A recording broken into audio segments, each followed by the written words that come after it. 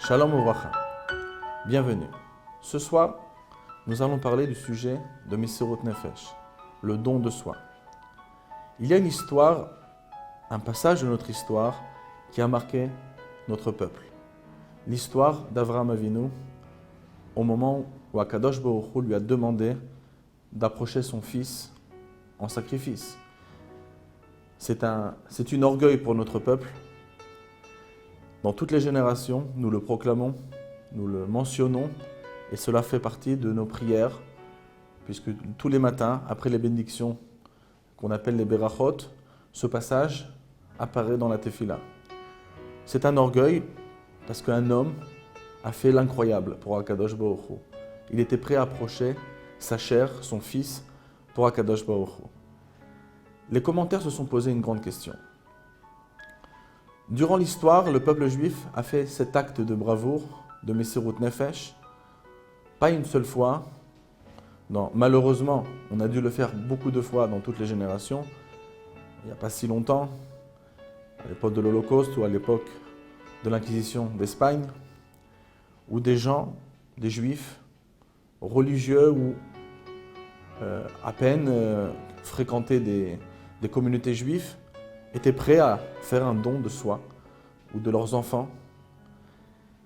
Et la question se pose, pourquoi nous faisons de l'histoire d'Avraham Avinu, de cet acte-là, quelque chose de grandiose, puisque dans l'histoire, ça s'est reproduit maintes fois.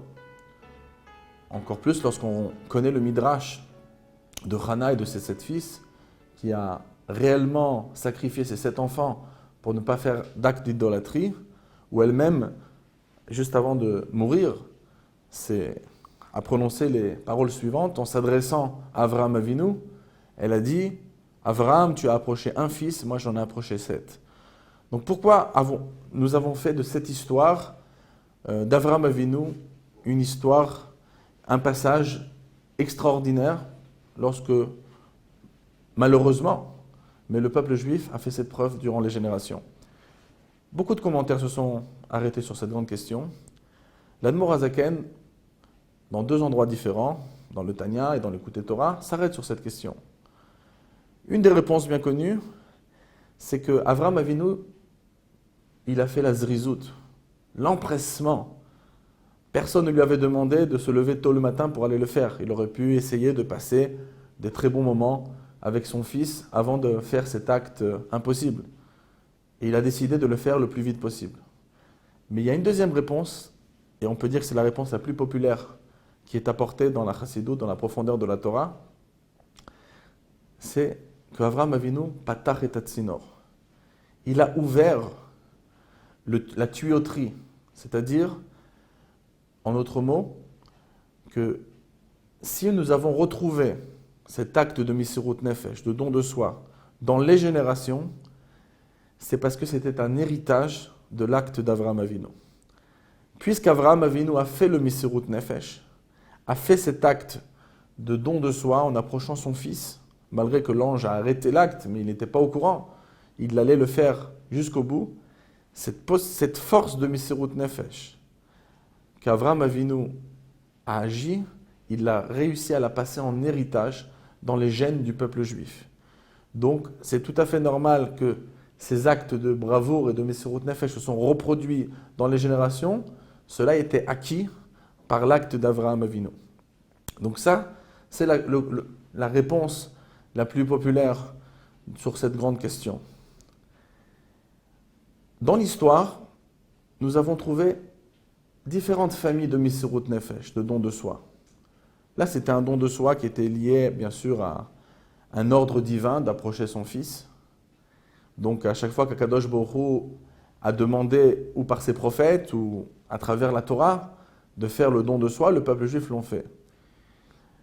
Il y a, par exemple, un Messirut Nefesh très populaire, malheureusement, dans le peuple juif, comme par exemple à Hanouka ou à Purim, où des nations, que ce soit les Grecs ou d'autres nations, se sont levées contre la Torah d'Israël, et ont fait pression jusqu'à que beaucoup de Juifs devaient donner leur vie pour continuer la Torah. Bien sûr, cette force a été prise, comme on a dit juste avant, par Avraham Avinu, mais en vérité, à chaque fois, le Messirut Nefesh a changé de facette selon les sujets, selon les pressions du moment. Il y a une date très connue, qui est une date aussi qui est le symbole de Messirut Nefesh, du don de soi, une date qui ne date de pas très longtemps, par rapport à Avraham Avinu bien sûr, lorsqu'on parle des années 1927, dans un communiste russe inimaginable, où le rabbi précédent, le rabbi de Lubavitch, le 6e rabbi de Chabad, était là dans une Russie communiste, anti-judaïsme, d'une manière incroyable. Et durant toute cette période, jusqu'à la date de sa libération de prison, le rabbi précédent est sorti en 1927, le 12 et 13 Tammuz. Le 12 Tammuz, on lui avait annoncé sa sortie. Le 13, il avait reçu le document de sa libération. Et concrètement, il a quitté la ville d'exil le 14 Tammuz au matin. Le rabbi de Lubavitch, le 7e rabbi de Chabad, a fait de cette date une date extraordinaire. Il en a parlé d'une manière inhabituelle. On dirait que pour lui, c'était la date la plus haute du calendrier. Le rabbi précédent lui-même, un an plus tard, lorsqu'il écrit une lettre à ses adeptes, aux Hasidim, il précise la chose suivante. L'oti bilvad gal akadosh baruch hu. Akadosh baruch hu ne m'a pas sauvé personnellement qu'à moi. Il vient de sauver kol asher beshem Israël yichune. N'importe quelle personne qui a simplement le nom d'un juif, sur n'importe quelle personne, puisqu'elle appartient au peuple juif, il a été libéré dans cette date. Et le rabbi voyait dans cette date quelque chose d'extraordinaire. Non pas seulement parce que le rabbi était le chassid, l'élève principal du rabbi précédent, mais parce que nous allons comprendre profondément que cette date-là va bouleverser l'histoire de notre génération. Alors, comme on a dit au départ, chez Avraham Avinu, c'est lui qui a ouvert cette ouverture de Messirut Nefesh. Les Chassidim racontent que l'Admour Hazaken, le premier rabbi de Chabad, avait été emprisonné durant 53 jours en prison. C'était dû à une accusation spirituelle d'abord, puis ensuite ça s'est descendu dans le monde matériel, où il y a eu aussi d'opposition matérielle. Mais à la base, il y avait un kitroug, une accusation spirituelle, puisque l'Admour Hazaken venait de révéler les plus grands secrets de la Torah, accessibles à tous. Et dans son Tanya, dans un de ses ouvrages les plus populaires, le Tanya, il y a dedans, dans le Kutei Amarim, dans une partie du Tanya la plus importante, 53 chapitres, et cela explique en vérité les 53 jours de prison qu'il a passé, justement à cause de cette accusation pour la révélation de ce livre ayant 53 chapitres. Le rabbi précédent a été arrêté en 1927, le 15 Sivan. Sa prison dura jusqu'au 14 Tammuz au matin, puisqu'il n'y a que le 14 Tammuz que le rabbi précédent quitta cette ville de refuge, cette ville d'exil. Dans la halakha, il est bien connu, dans les lois juives, qu'on ne peut pas faire la bénédiction de Hagomel, qui est une bénédiction, on remercie Akadosh Baruch Hu d'être sauvé, tant qu'on n'est pas sorti du danger. C'est-à-dire que malgré que le rabbi précédent, il avait reçu la bonne nouvelle le 13 Tammuz de sa libération, tant que le rabbi précédent n'était pas sorti, n'avait pas quitté la ville, cette ville de prison, il ne pouvait pas même faire la bracha de Hagomel, il a dû attendre d'arriver à la maison, et Shabbat, Parashat Pinchas, il a fait Hagomel. Si on compte les jours exacts de son emprisonnement, nous trouvons 29 jours et quelques heures. Le rabbi précédent a été rabbi, a été leader du peuple juif entre les années 1920 et 1950.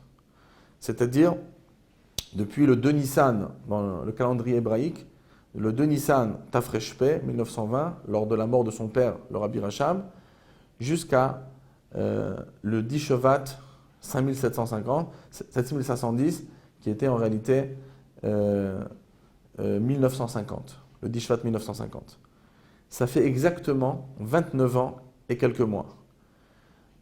Le Rabbi, une fois, dans un de ses discours chassidiques, c'était en 1966, le Rabbi faisait cette remarque que le Rabbi précédent a été en vérité en prison durant 29 jours et quelques heures, pour en réalité, il y avait une accusation sur ces 29 ans de travail et quelques mois qu'il allait en vérité apporter une nouveauté au monde.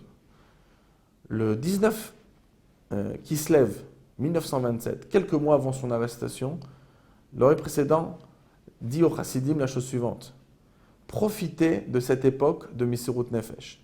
Profitez de cette époque qui ne va pas revenir sur elle-même. On a le mérite, comme ça le Rabbi précédent voyait, c'était quelque chose d'extraordinaire, comme il voyait les choses. Il dit à ses Chassidim: aujourd'hui on a le mérite de pouvoir aller en prison si on enseigne la Torah à un enfant. Et il faut profiter du maximum de Misirut Nefesh. En vérité, la nouveauté du Rabbi précédent, ça a été quelque chose d'extraordinaire. Et un petit peu comme Avraham Avinu, qui a ouvert le Misirut Nefesh dans le monde, le Rabbi précédent venait d'ouvrir, et lorsqu'il a eu sa libération, c'était en vérité la victoire de son chemin, qui bien sûr qui va continuer durant toutes ces années de leader, venait de naître en réalité à cette époque, à travers le Rabbi précédent, un nouveau Misirut Nefesh inconnu jusqu'à présent. Si on regarde l'histoire du peuple juif, le Misirut Nefesh qui s'est produit par exemple à Hanouka ou à Purim, c'était la chose suivante. C'était que le Ham Israël avait une oppression des nations qui nous empêchait de réaliser Torah Mitzvot, de réaliser l'accomplissement des ordres divins. C'est-à-dire, je vous donne un exemple très simple, si nous envoyons des enfants dans une école juive, pendant différentes époques de notre histoire, les nations sont venues pour nous interdire d'étudier la Torah, par exemple, d'interdire d'ouvrir les écoles. Très souvent, le Ham Israël, le peuple juif, ont fait acte de don de soi, ont mis en danger leur vie et la vie de leurs enfants pour continuer à ouvrir leurs écoles. C'est-à-dire que le peuple juif, durant toute son histoire, n'a pas arrêté de réussir à continuer ce qu'ils entreprenaient déjà, même sous l'oppression, même sous le danger de la mort.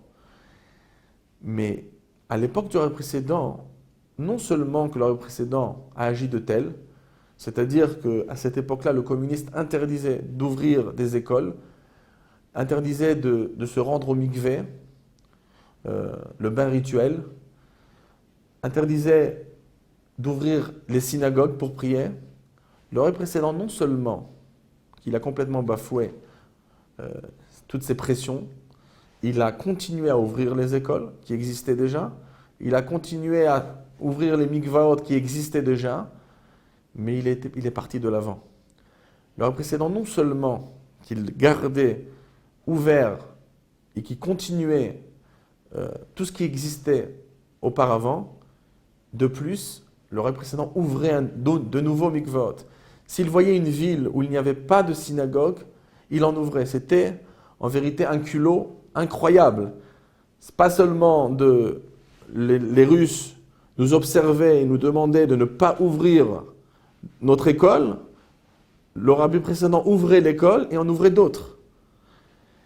Et en vérité, il y a eu donc un Misirut Nefesh qu'on appelle aujourd'hui, c'est très populaire, le Misirut Nefesh de Mifsaïm, de la diffusion de la Torah. Et ça, c'était tout à fait nouveau. De faire don de soi, non seulement de garder notre Torah, mais de la publier et d'aller de l'avant, de la transmettre à des personnes qui ne la connaissent pas, d'ouvrir des synagogues dans des lieux où il n'y en a pas. C'est pour ça que le Rabbi a vu dans cette date de 12 et 13 Tammuz une date extraordinaire. Il y a quelques 2 années, je crois, le monde a été époustouflé des émissaires du Rabbi.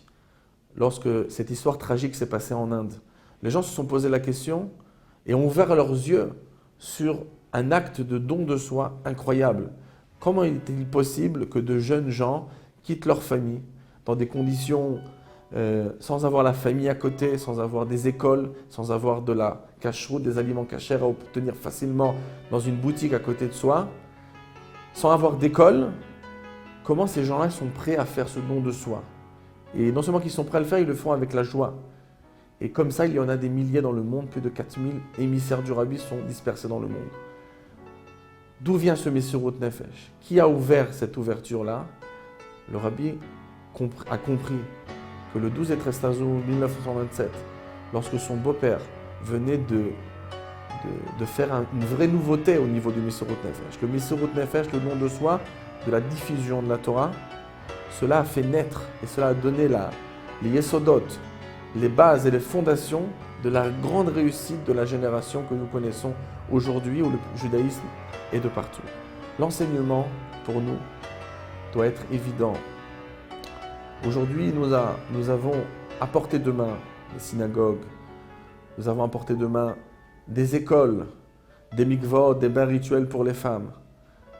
Alors, c'est beaucoup plus facile qu'à l'époque. Comme le précédent avait dit, à cette époque, attraper, profiter de Messirut Nefesh parce qu'il y aura des époques où on n'aura pas besoin.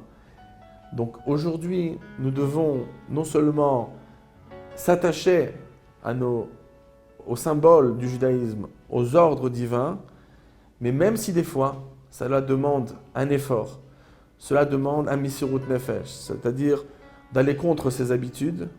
Aucun juif ne peut dire aujourd'hui nous n'avons pas la possibilité non seulement de garder notre Torah, mais même de la diffuser autour de nous, autour de notre famille. Cette force a été acquise en héritage, en premier temps par Avraham Avinu, mais en deuxième temps, dans cette manière de diffusion, par le précédent en 1927.